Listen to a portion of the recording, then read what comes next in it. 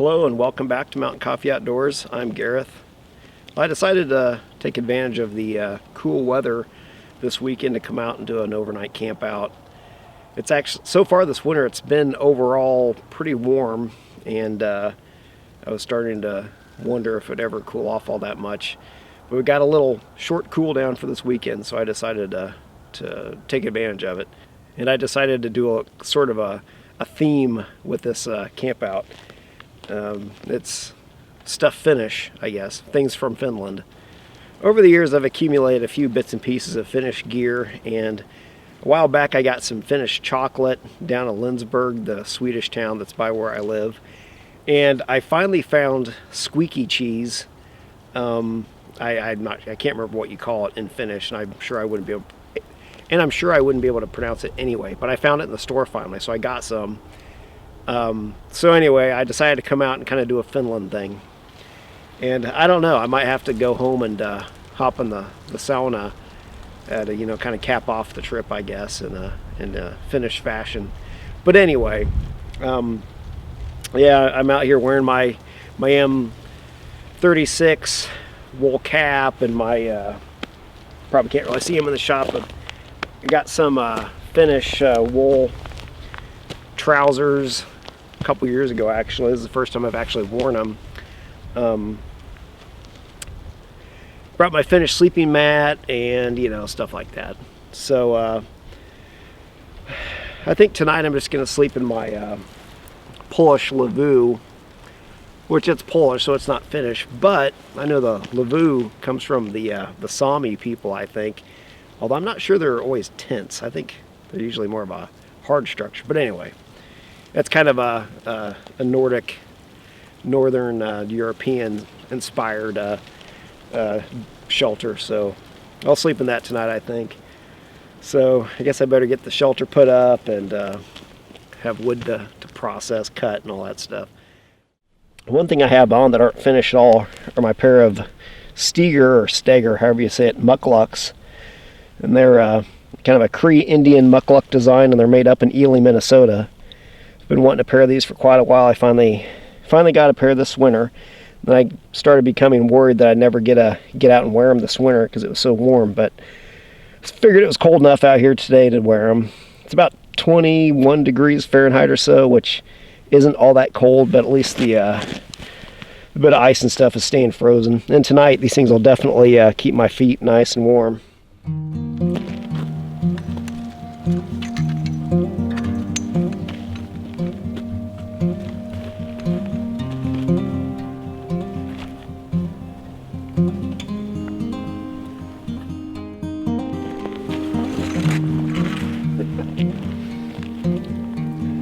Oh, sure, stuck on the ice.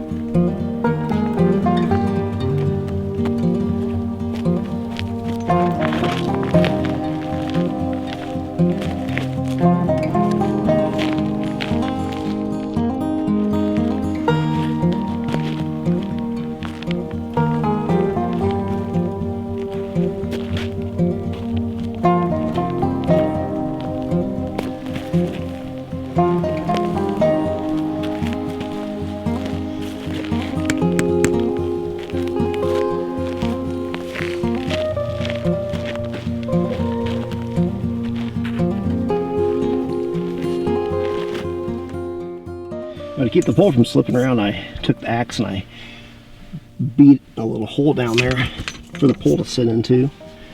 So that'll keep that thing from sliding around on the ice. You know, these S-twing axes, in some ways really aren't the best axes in the world, but they're great for abusing and beating on stuff like that. I'm gonna lay down my Finnish Army sleeping mat. I have to say, yeah, for a closed cell foam mat, you probably can't do any better than these.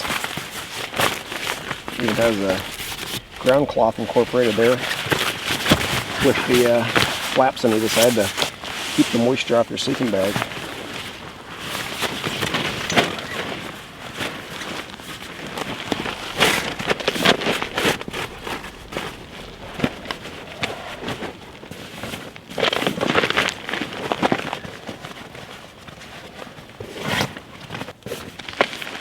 I threw a poly tarp down underneath it just for the heck of it, but I guess it really wouldn't necessarily be all that necessary.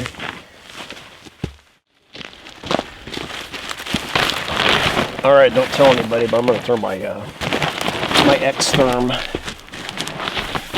underneath me.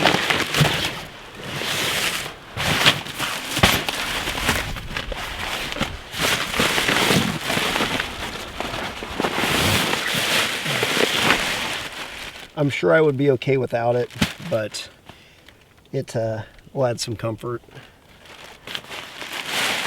and some warmth. This thing has a really high R value for a really lightweight inflatable air mattress. And to complete the ridiculous overkill, I'm going to be sleeping in my Canadian Army 4-piece system here. It is supposed to get down to about, I don't know, 10 degrees or so Fahrenheit tonight. So if we're lucky, we'll get into single digits. But this will keep me more than warm enough.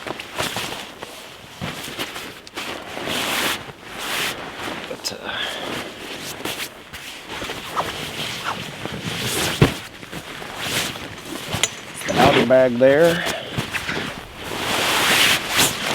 inner bag with the flannel liner. Probably only need one of these bags, really.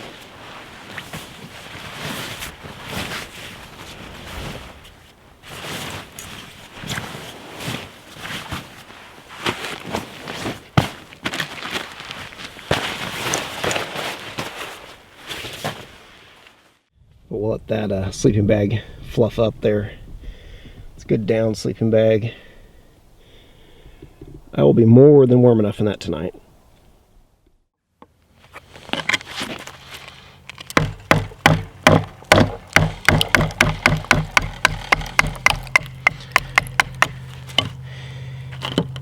Yeah, I don't baton wood all that often because oftentimes I don't think it's really all that necessary to split up kindling when you have lots of dry little sticks around.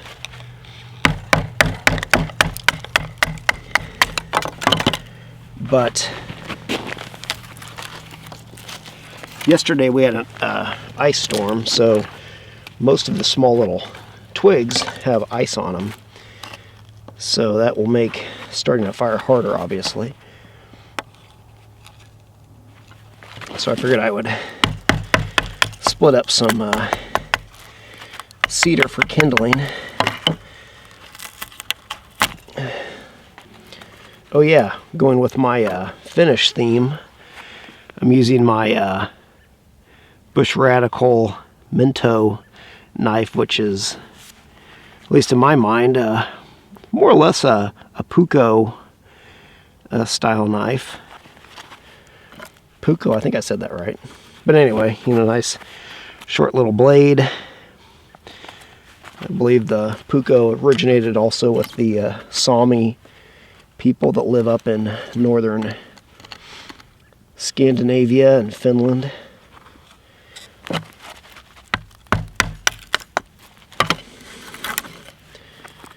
But it's working just fine. Blade hasn't snapped off as I'm batoning, so that's a good sign.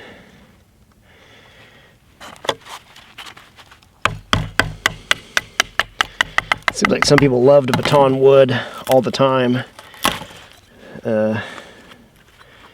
I don't necessarily, obviously.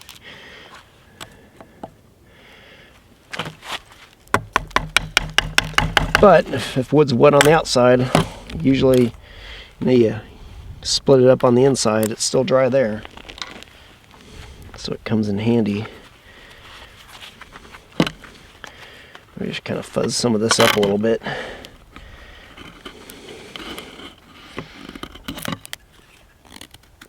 Of course, everything wants to pop off the end there. I'll be honest with you, I'm not the best fuzz stick fuzzer. Yeah. When you have and this knife is so sharp still, even though I haven't sharpened it yet, that it has a tendency to cut really deep in there. But yeah.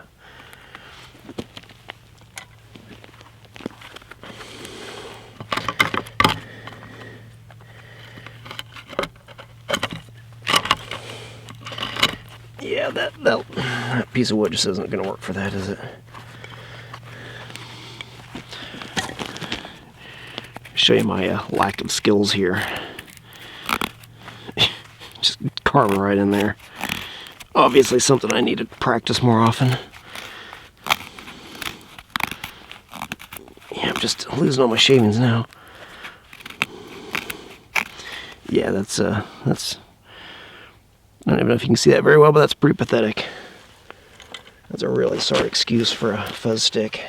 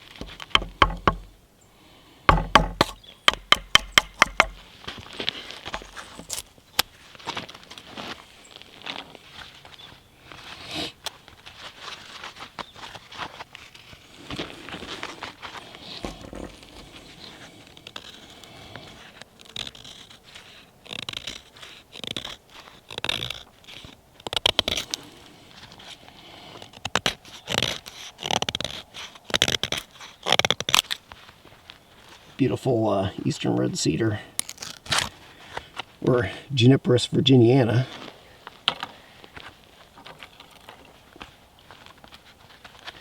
Not really cedar, true cedar at all, of course.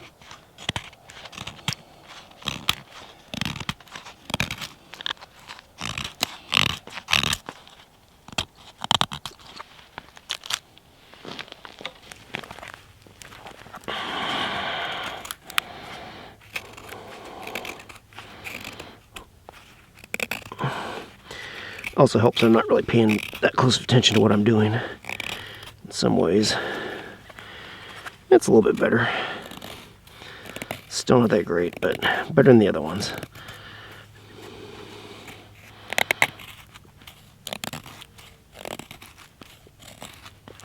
Yeah, it's definitely a little bit better job there.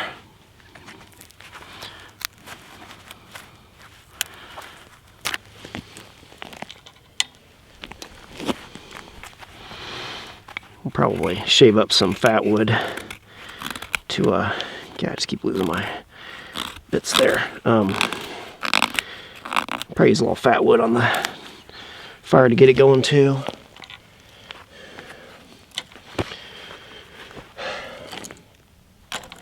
But yeah, if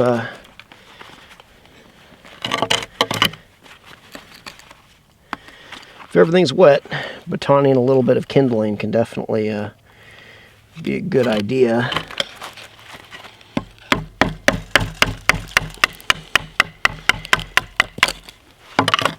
even if it is kind of using your knife in a way that it's really not exactly meant to be used as, or in that manner. But I do have to say that batoning is probably one of the safer ways to split up kindling. Much less likely going to cut your thumb off by accident or a finger off by accident by batoning with a knife than you would using a hatchet or something, or an axe. Not that there's anything wrong with axes, it's just that they got to be very careful with them, because you can cut off digits with them pretty easily.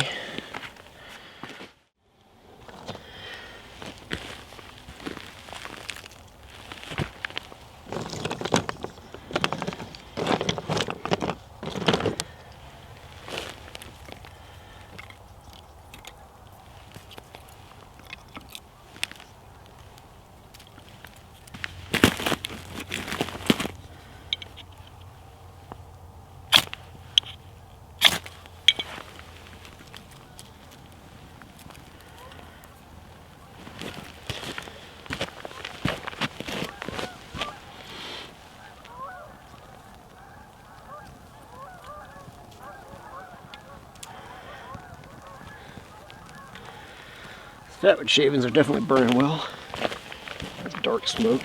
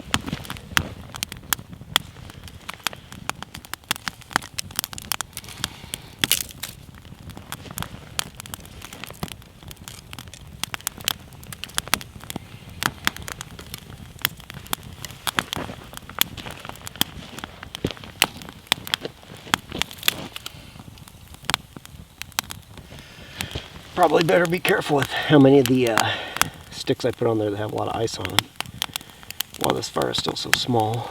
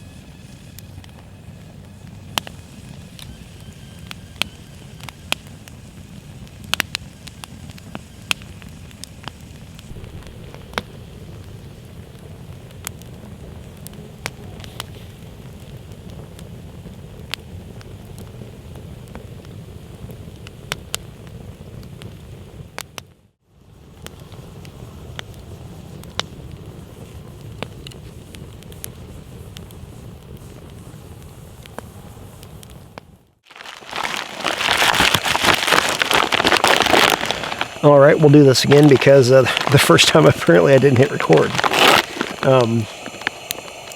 So tonight for my dinner, I kind of went the easy, not very imaginative route, and I brought an MRE.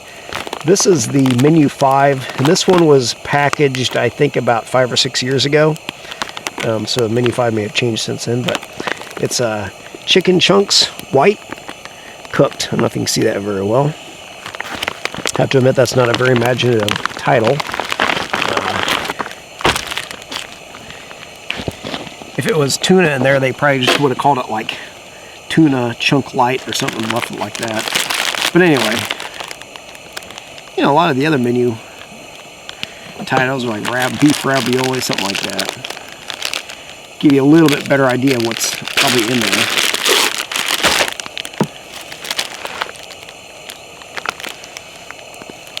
Put my knife away here.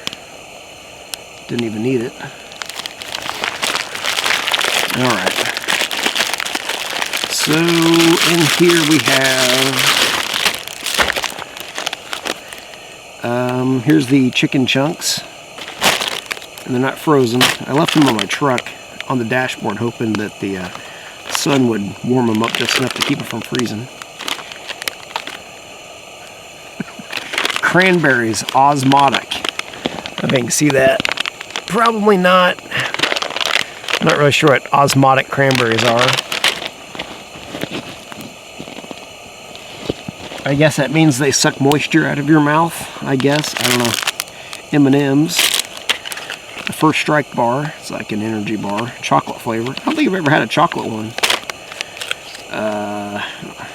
Cheese spread with jalapenos. I think this is probably the best one. Tortillas, plain. Carbohydrate, electrolyte, beverage powder, orange. Maybe I'll turn my headlamp off and it'll look a little bit better. My apologies, I know this is not the best lighting. I have a Coleman lantern going next to me here. What's this? Buffalo style hot sauce. I know you can't see it in this with the glare, I bet. The old spoon, and this is kind of a light looking accessory packet. It has toilet paper, salt, because salt comes in every last one of these things apparently. A wet wipe, some sort of beverage powder, and little chiclet gum. So what do we got here? We have basically Tang. Warm Tang is really good for cold weather camping, in case you didn't know that. Also, and this is no joke, if you take hot water, mix Jello powder with Jello mix with it, that's a very good hydrating, calorie-rich hot drink. I learned that a long time ago at a winter camping, Boy Scout winter camping training. And then years later, when I was in Boulder, Colorado, I went to a lecture that Leighton Core gave, and you may not, probably don't, unless you're a rock climber, you probably don't know who he is, even though I'm not really a rock climber myself. But Leighton Core, he died a few years back, but he was a very famous rock climber in Colorado, and did a lot of like first routes, first ascents on stuff in Colorado. And in this talk, he talked about being on, I don't know if it was like the east face of Long's Peak or something, but talked about having hot Tang. And so apparently it's more than just Boy Scouts that do winter camping that drink hot Tang. Even hardcore mountain climbers do. So anyway, after I got distracted with the hot Tang, we have the chicken chunks with the buffalo sauce. We can put on tortillas with the jalapeno cheese spread. And I think, yeah, that's a pretty decent meal. And we have the osmotic cranberries and all that stuff on the side.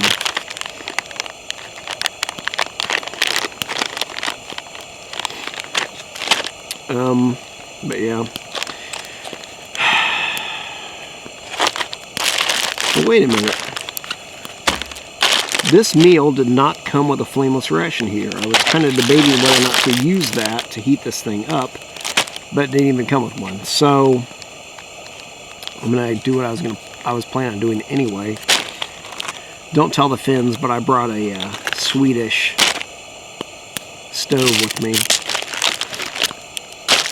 Maybe I'm wrong about this, but I don't think I am. I don't think Finns like Swedes very much.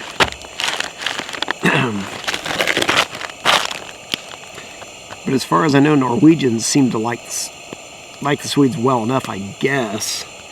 Even though Norway used to be part of Sweden. But anyway, yeah, I don't think the Finns really like the Swedes too much.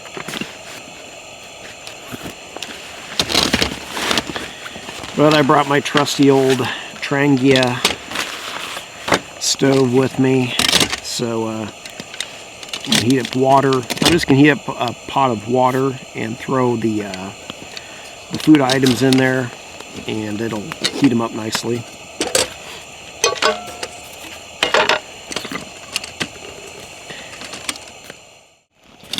Yeah, I kind of wrap the stove up with a little bit of some pieces of fabric in between pots and t-shirt, just to keep them from banging around, I guess. It's really not all that necessary. Take out my burner.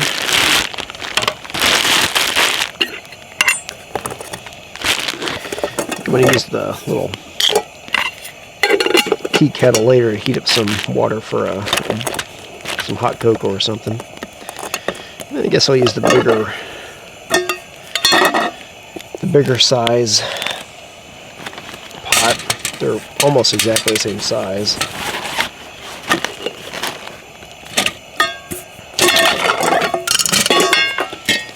Although these Trangia alcohol stoves are a little hard to light when it's really, really cold outside, they are, due to the fact that they're so simple, they're just beautifully reliable. As long as you can get the thing lit, it's going to work for you. Whereas I've definitely had problems with some of my white gas stoves in cold conditions, with seals leaking and stuff like that.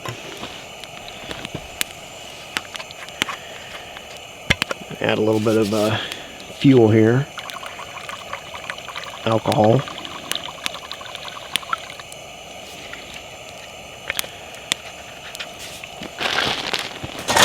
Guess I should have left this off earlier.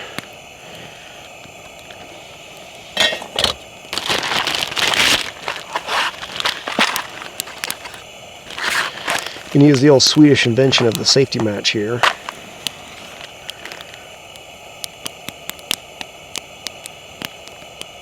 Unless it goes out on me. There you go. Well, that was easy enough to light.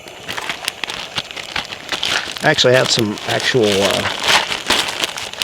Swedish safety matches at home that I bought down in a shop in Lindsberg, a Swedish town by where I live.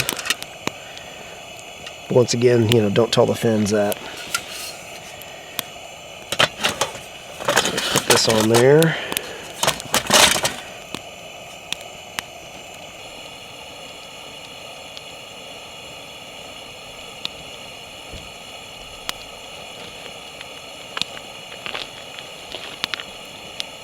If you've never used one of these alcohol stoves before, when you light it, it starts out like this. It's pretty subdued and not putting out a whole lot of heat. But once it gets going, it puts out quite a bit of heat, and you also get quite a bit of yellow flame out of it also.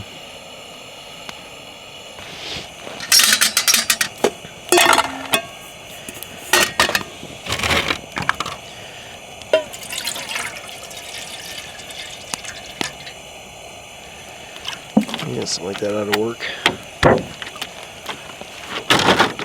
Just get this water warmed up, and then maybe I'll set to warm up my meal.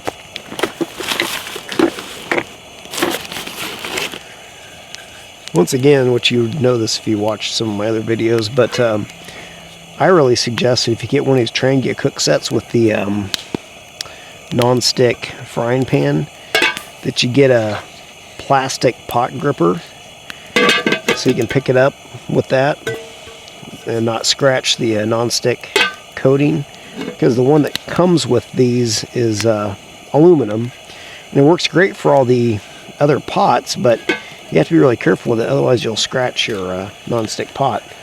So I just found this one on Amazon. It's like an Optimus brand plastic pot gripper. It works just perfectly with the frying pan.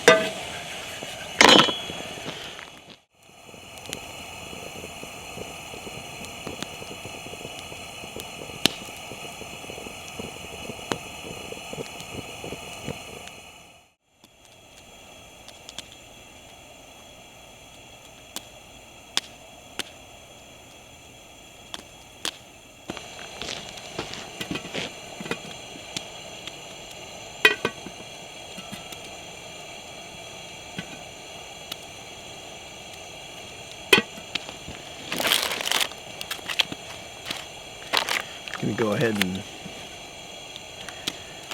stick these things in here if I can.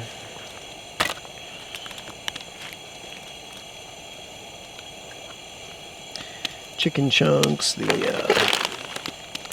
buffalo sauce, and I want to throw the cheese in there also. There we go.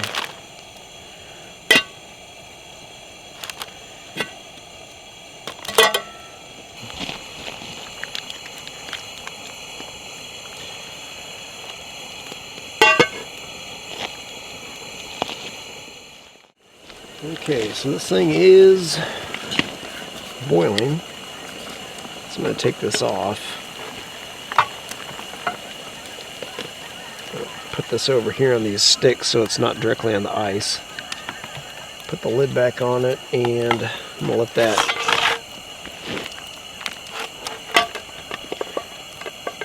that kind of sit there for a while and heat things through. This is what I was talking about earlier. Once that burner gets nice and warm, it really cranks out quite a bit of heat.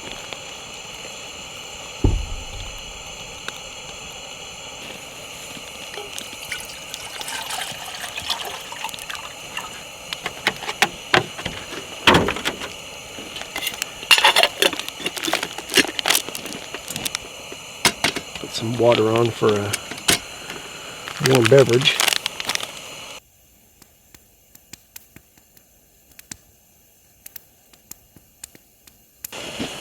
Okay, we have boiling water. Take this thing off. Snuff out the flame here.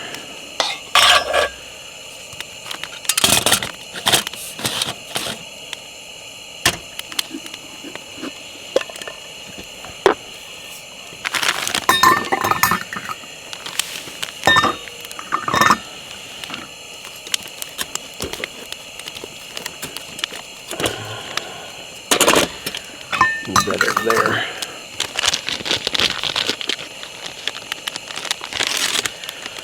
It says this drink mix makes 12 ounces, and I think this is pretty close to a 12-ounce cup.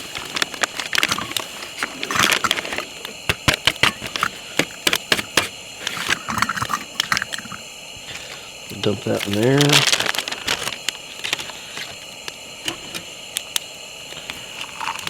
Pour some water in there.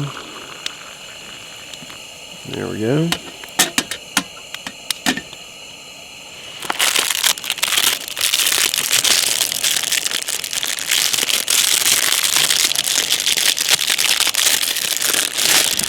Yeah, whatever.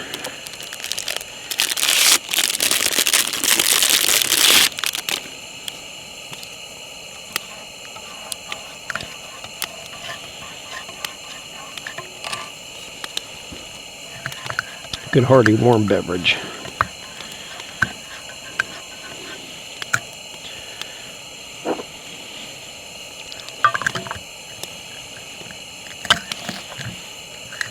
Put that lid on there to keep the heat in. All right, I think it's time to eat.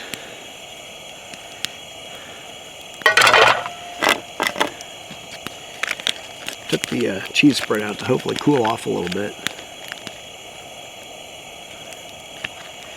And it looks like my battery's about ready to die, so I guess I'm gonna have to change that out. Alright, new battery. The other one was was about ready to die, which doesn't surprise me as cold as it is. My thermometer actually says it's about 6 degrees Fahrenheit, which I didn't even think it was supposed to get that cold, but whatever. Alright, let's see here. We have tortillas. Open these up.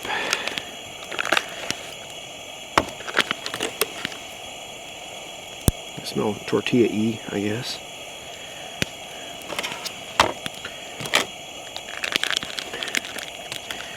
There's our white chicken chunks. Open these things. My buffalo hot sauce.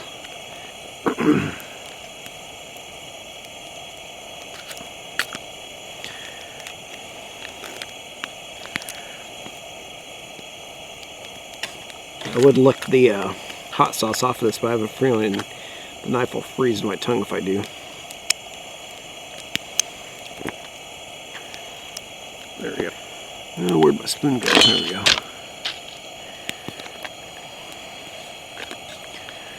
Some of these chicken chunks on my tortilla here. Standard canned chicken chunks. Alright.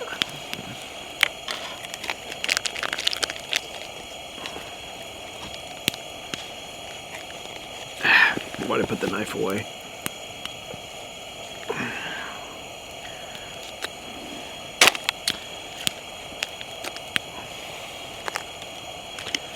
Got some cheese on there.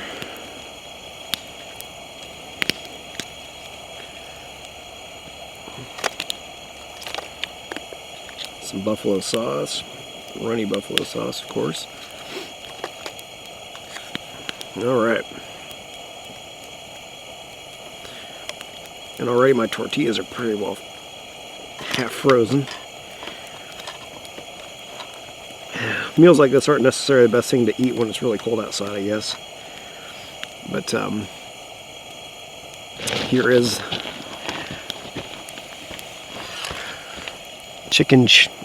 buffalo chicken chunk meal with buffalo sauce, I guess.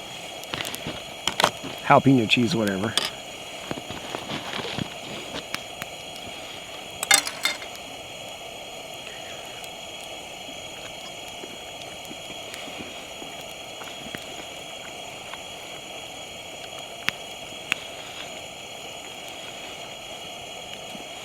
A bit messy, but it tastes good.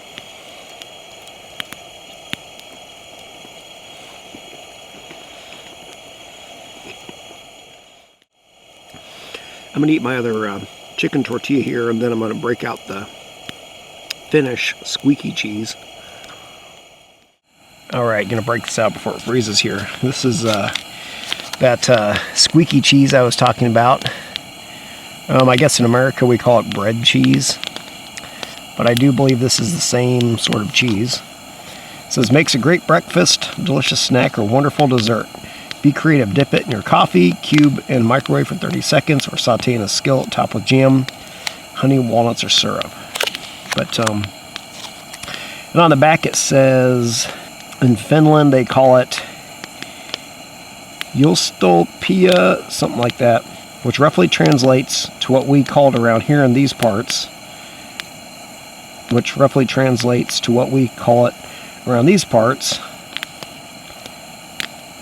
period. Okay, so that sentence doesn't even make sense.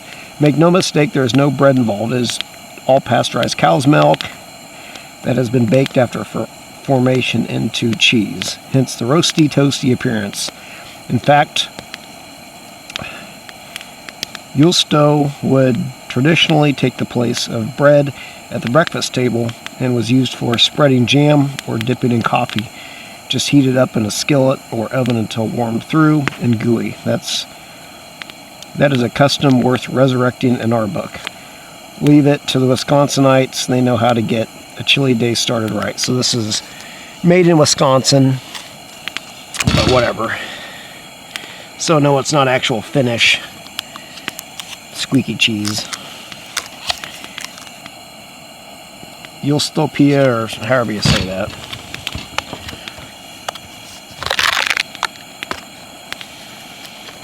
It's going to have a little bit of this. Get it cut open without slashing my finger open. It was cold.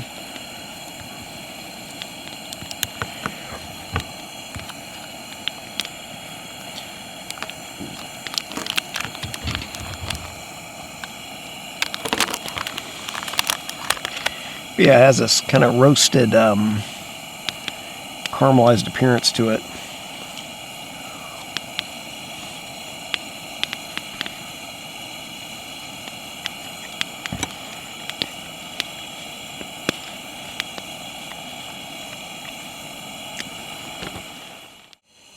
I'm sorry, I'm too cold to heat this up right now, but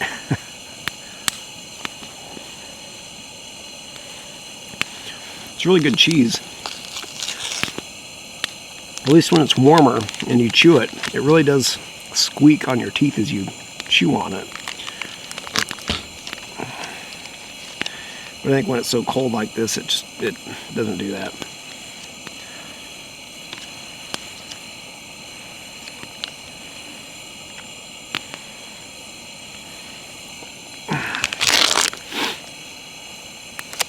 But yeah, some good old Finnish squeaky cheese.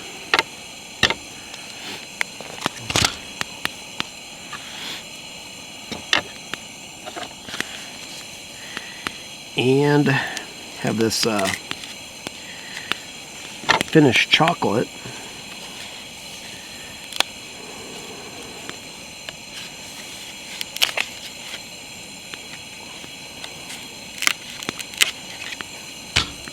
This chocolate was actually made in Finland. And it says that it is hazelnut and campsite coffee naturally flavored. So, sounds pretty fitting. And on the cover, there's a guy sitting in front of, at least I assume it's a guy. Looks like a guy anyway. Sitting in front of a little shelter, in front of a fire, with the northern lights dancing overhead, of course. So, there's already a piece broken off here. Try some of this Finnish chocolate.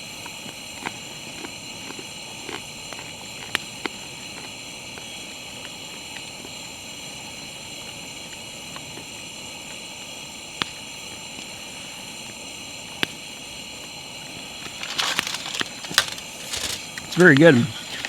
That's probably because it's, probably can't see it here, but it says chocolate from Finland crafted with wonder. So you can definitely taste the wonder in there.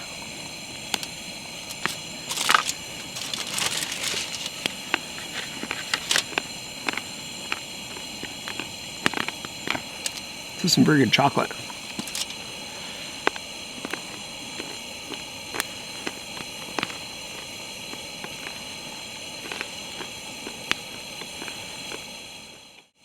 Some good Finnish chocolate, some good Finnish style cheese. But I think it's time for me to kind of tidy some stuff up around here and then sit in front of the fire and settle in for a good winter's night by the fire.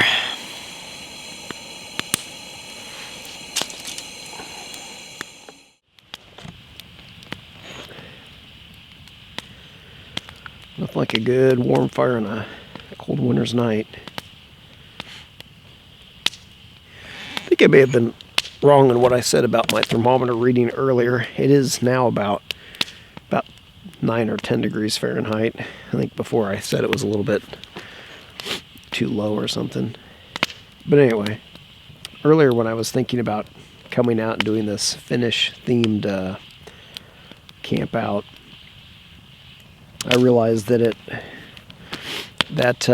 80 years ago to the day, 80 years ago today, the Winter War was going on, and that's when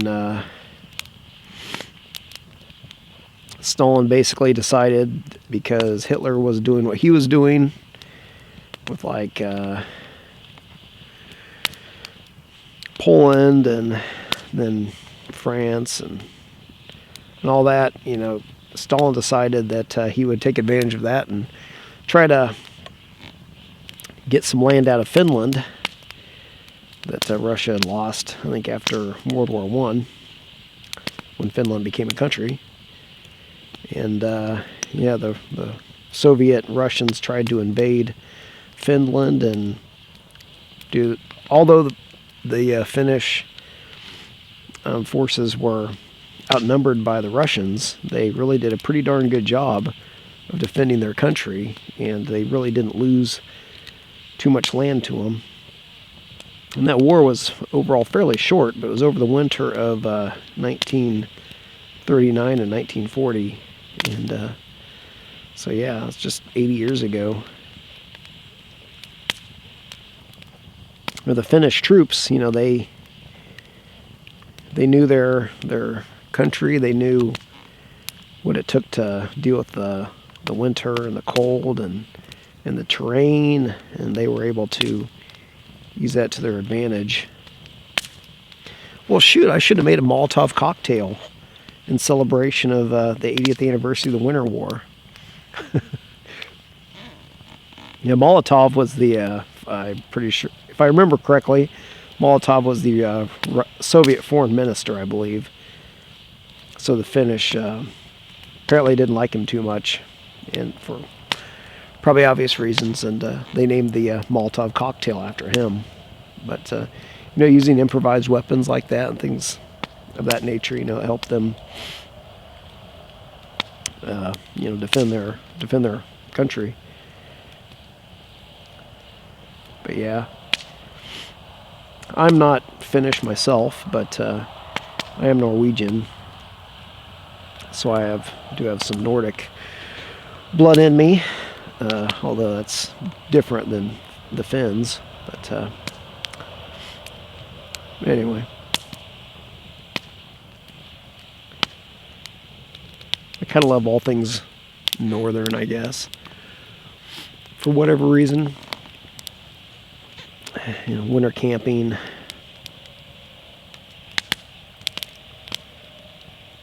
thinking about northern areas. I'd love to be able to visit Scandinavia someday, visit Norway, where my ancestors came from, and Sweden and Finland and those areas up there. It'd be really wonderful if I ever get the chance to do it.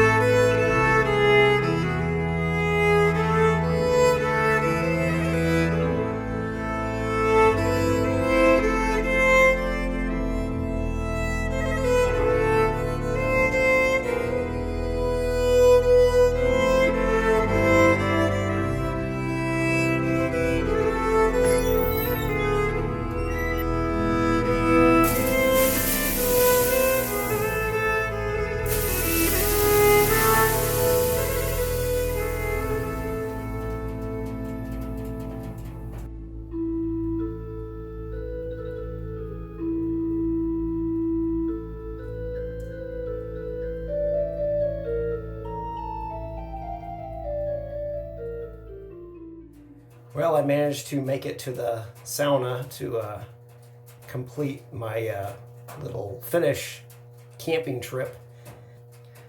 The morning when I woke up, I ran into a little bit of a problem. I went to go start my truck because it had gotten down to about 10 degrees Fahrenheit or so, 9 or 10. And I just wanted to make sure my truck would start, and of course it didn't. And in no time the battery was completely dead. So I didn't really feel like doing too much filming with that hanging over the whole morning goings on. So I just got myself packed up, grabbed my jumper cables, and fortunately where I was camping was not too far away from a highway, so I knew I'd be able to at least hopefully flag somebody down.